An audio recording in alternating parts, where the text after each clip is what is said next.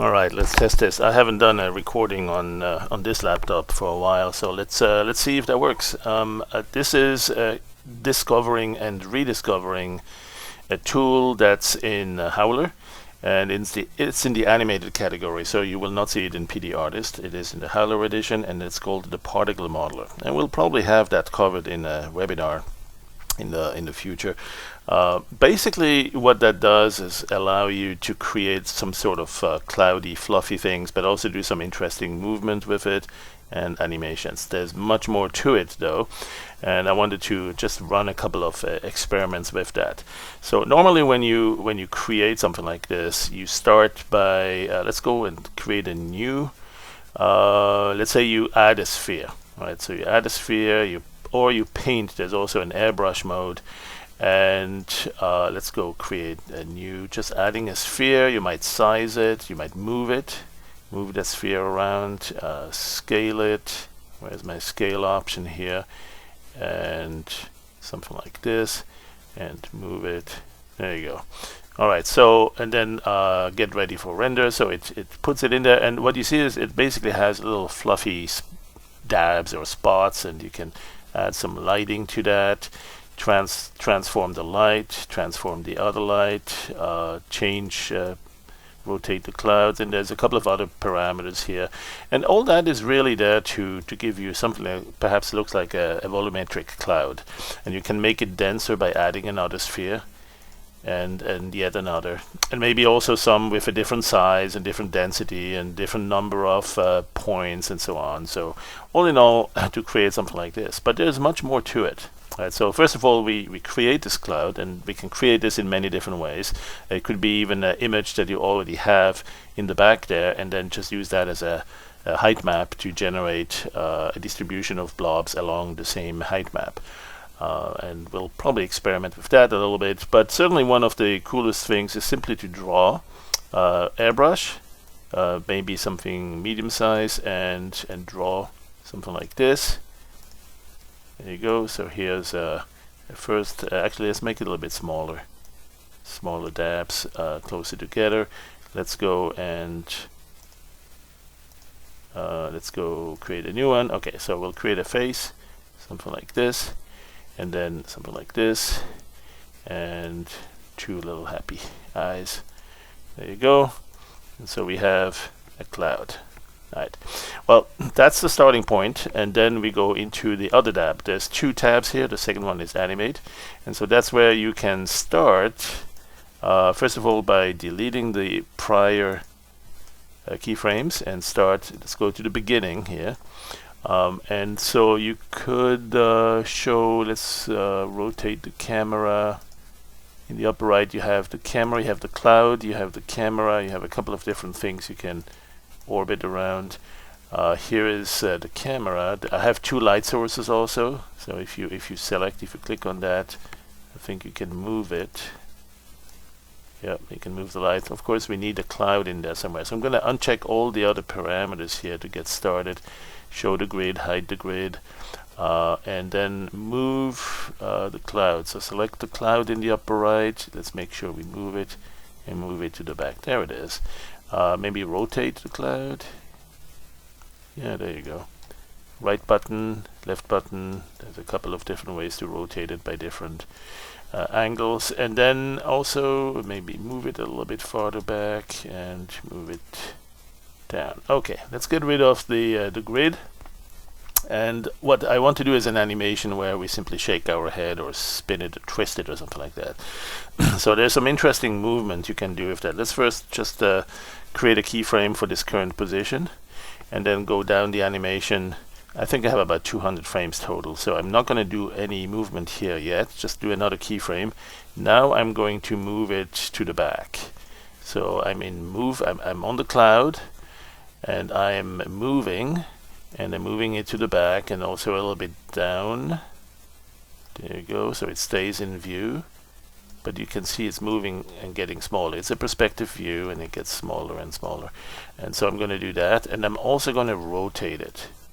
Do a little spinning or something like that. Keyframe that. Right, now I'm going to go bring it back closer, or maybe first move it to the right. So I'm going to go move to the right very fast, and also bring it closer to me.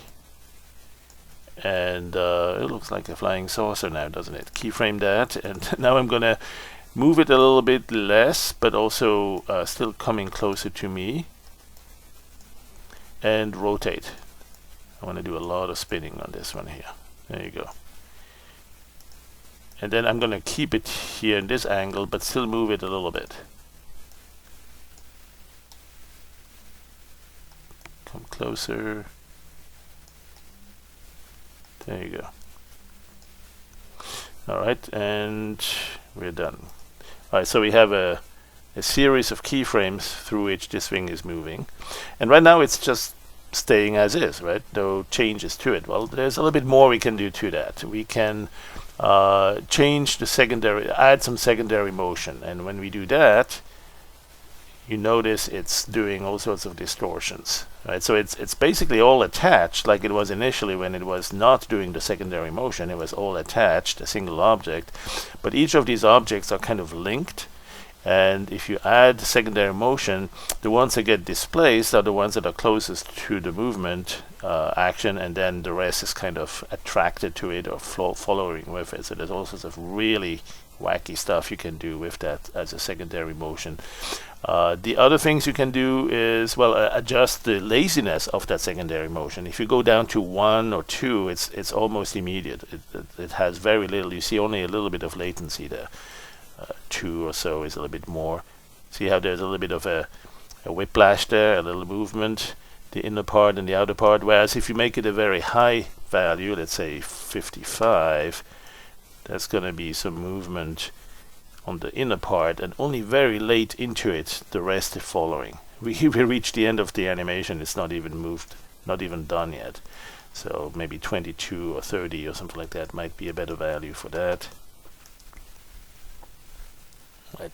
So that's the secondary motion. Let's give it at about 3 or 4, and there we got this. Okay, then we have another thing. Let's go disable that for now. There's a displacement field.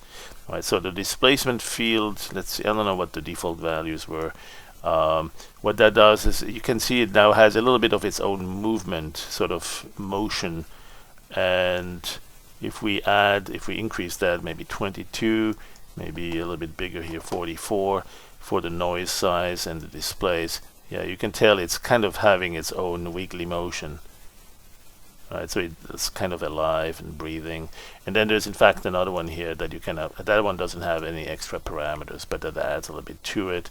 And so you can add all three together, and it's doing a little bit more intricate movements that way. Alright, so that's that. There's also two colors, two light sources, and they have different colors. So if you want a different tint on that, maybe of a reddish, you see here there's a reddish, and you can switch to the light source and move the light source, and so you'll see some illumination effects there. There's a rotation. I guess the rotation on the light source doesn't make anything. Let's give the other one also a reddish or maybe a yellowish look, and so we have two lights, but there's also a backlight independent of that, and there is an inner light, so it can be fully saturated if it's glowing by itself, or you take that down and they have really much more influence from the light sources visible there. And then there is a render style. Now that basically goes towards using a different brush. Right now we have a splat, which is from the default airbrush, but if you have any sort of other brushes loaded, custom brush, which I don't in this case, so I will need to go and grab me something, and since I'm not there, I'm going to close this. I'm going to go to what are my favorites? There's the ball, right? This guy, everybody recognizes this. So I'm gonna go and get back in, and hopefully it remembers the parameters I had. So let's go to Animated Particle Modeler. There it is. So this time I'm gonna go grab the custom brush, and there it is. So now it's actually using the custom brush and rendering that entire sequence there. Now that can be an animated brush, or it could be a static mode of that. So if you have an anim brush, it's not going to actually animate, I think, in this mode.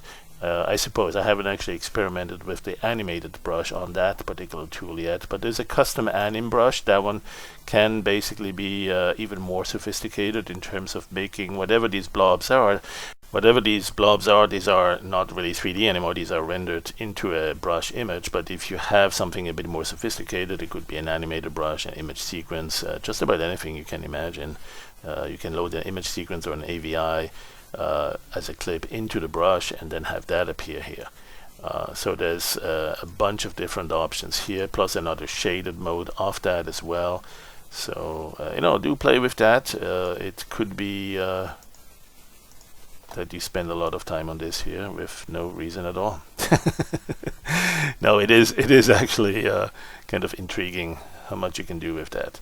All right, so once you're done with this, here's the grid. You don't want that rendered out. It's actually not going to render it. It's just going to show it here, if you will. You can also change the camera. So right now I only moved the objects and keyframed the cloud, but you could also rotate the camera a little bit, right? So you could go here and then select rotation mode. Although when you click in the cloud, it's going to select back to the cloud. So you're going to be clicking on the outside if you want to stay on the camera. And then that way you're looking up and down wherever you are. You're looking through the camera. Right button, there you go. Right, so be careful, because when you click, I'm going to click here, but keep an eye on this upper right area. The moment I click, oh, I guess it doesn't do it today. Oh, that's funny.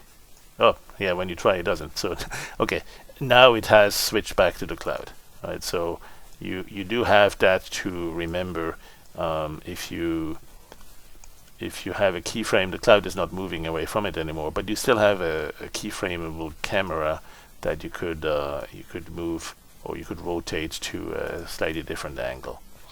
Okay, and then keyframe that, and that should overwrite. And so now we have a keyframe like this. It still does all that movement we had earlier, and we could do that now with the custom anim brush.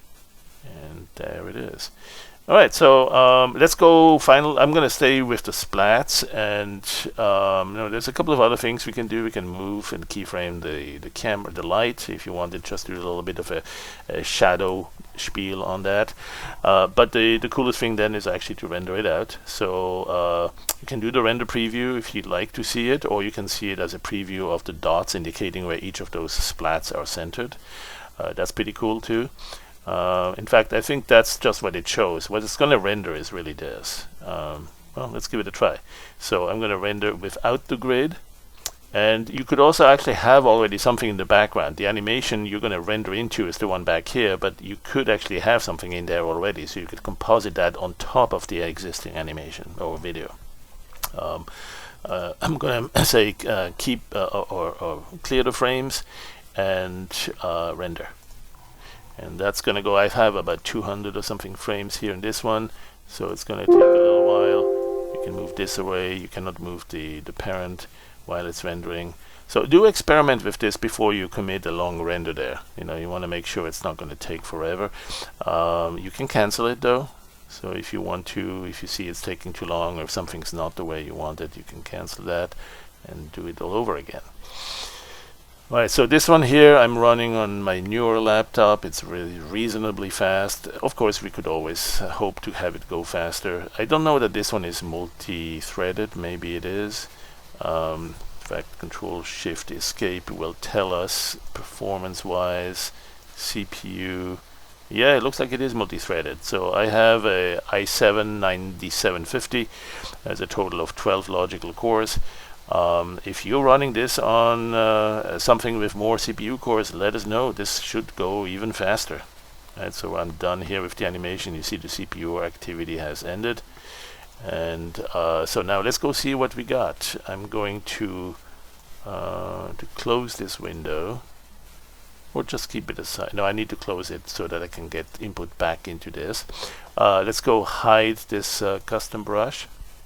And see what we got. We have this animation here, and sure enough it rendered that without the grid and with the fluffy mode look. Alright, so that's a first look at some of the magic of stuff you can do with the particle modeler. You model some interesting clouds, but then you also animate them give them a little bit of breathing. And that you could take as an animated brush, right? I mean, you could turn that into all sorts of other things. All right, so thanks for watching. That will be probably followed by a few other experimental dabbles and dibble dabbles, and have fun howling and waffling. Thanks for watching.